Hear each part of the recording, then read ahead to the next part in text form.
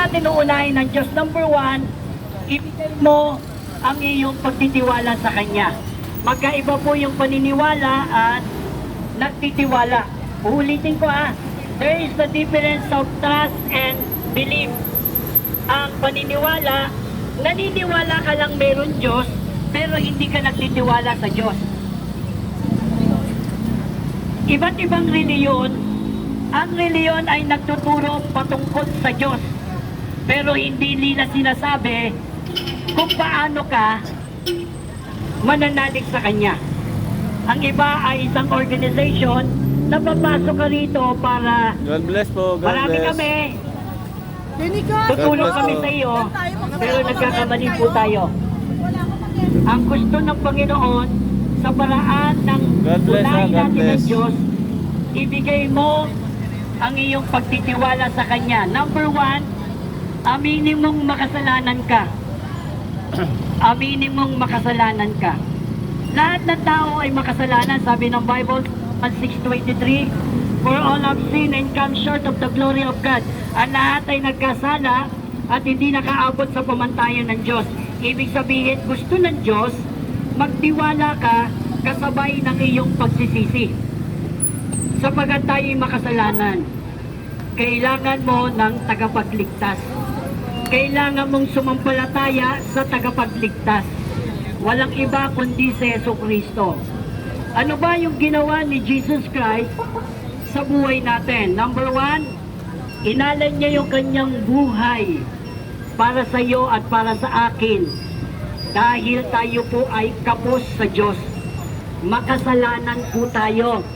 Aminin niyo man o hindi, sabi ng Bible, makasalanan tayo. Bakit?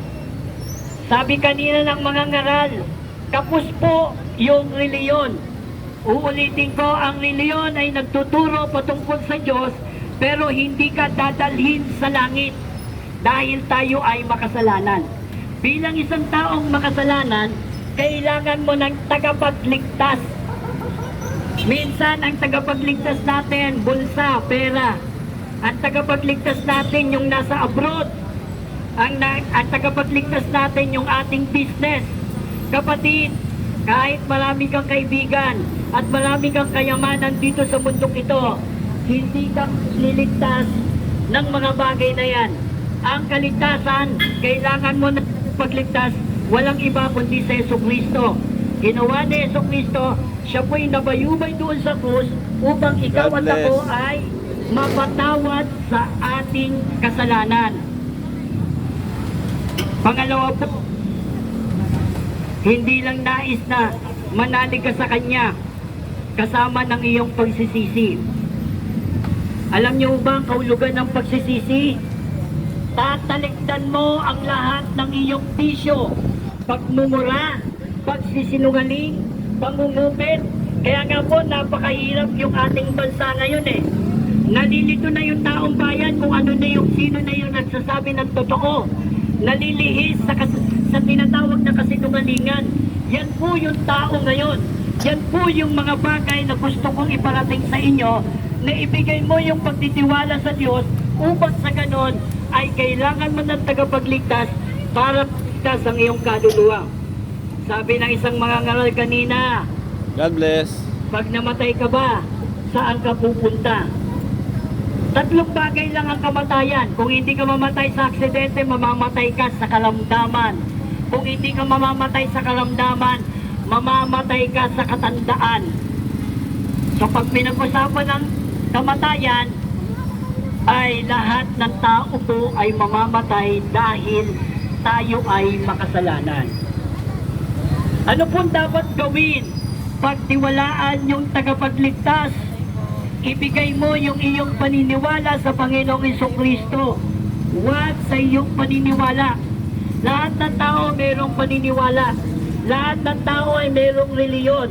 Kung minsan, hindi na si Jesus ang tagapagligtas God ninyo. bless po, God bless. Kundi ang tagapagligtas ninyo, yung reliyon ninyo. Niyayakap ninyo ang inyong reliyon na akala ninyo yun ang paraan patungo sa langit. Kahit anong laki ng simbahan ninyo, may matulis ka man, o malaki man yung krus, o meron mang basketball ang iyong simbahan, hindi po yan paraan, kaibigan at kapatid, na ikaw ay tutungo sa langit. Ang basihan para ikaw ay pumunta sa langit ay pagtiwalaan mo si Jesus bilang iyong tagapagligtas. Si Jesus ay nabayubay doon sa krus para ikaw at ako ay tubusin sa lugmok na kasalanan. Pangalawa po, not only pagtiwalaan mo yung tagapagligtas, pangalawa po, ibigay mo ang iyong puso. Mahirap sa isang tao na naunahin niya ang Diyos kung hindi niya ibibigay yung kanyang puso. Sabi sa Jeremiah 17 verse 9, ang ating puso po ay matigas. Heart, matigas po yung puso natin. Yung parang kanta ba ng pusong bato. Kaya kapag puso ang pinag-uusapan, kasi bakit matigas ang puso natin? Nasa loob ng puso natin yung ating reliyon, yung ating paniniwala, yung pansariling kaparaanan para ikaw ay maligtas. Kaya sabi ng Bible, ibigay mo ang iyong puso. Dito na po ako magtatapos. Sa Mark chapter 15 verse 21, si Jesus ay pumunta sa bundok ng Jerusalem. Nakita niya yung kanyang bayan. At alam niya yung kanyang bayan ay may paniniwala sa Diyos. At ang kanyang bayan ay mayroong paniniwala sa Diyos. Pero sabi ni Jesus, and I tell you, ang kanilang puso ay malayo sa akin. Etong bansang Pilipinas ay isang reliyoso, subalit malayo ang kanilang buhay sa Diyos. There is no changes in life. Wala hong pagbabago ang buhay. God bless, God Nakalunglong bless. sa bisyo. Mura dito, mura doon. Dalawang asawa. Lahat ng mga bagay na yan, oo, hindi ho tayo perfectong tao. Pero si Jesus ay isang perfect na tao para ikaw ay iligtas sa kapahamakan, iligtas para maging maayos ang ating buhay. Kapatid, ibigay mo lang ang iyong puso sa Diyos. Huwag nating patigasin ang ating puso. Lahat ng bagay ay sinubukan mo na. Subalit si Jesus ay suggest, subukan mo si Jesus para ikaw ay para si Jesus ay magmaneho ng iyong buhay. Kapatid, kaibigan, kamusta ang buhay natin? Sigurado ka ba kapag ikaw ay namatay, tutungo ka sa langit? Pangalawa, kung sigurado ka na ikaw ay tutungo sa langit, kamusta yung buhay mo? May nangyayari ba sa buhay mo?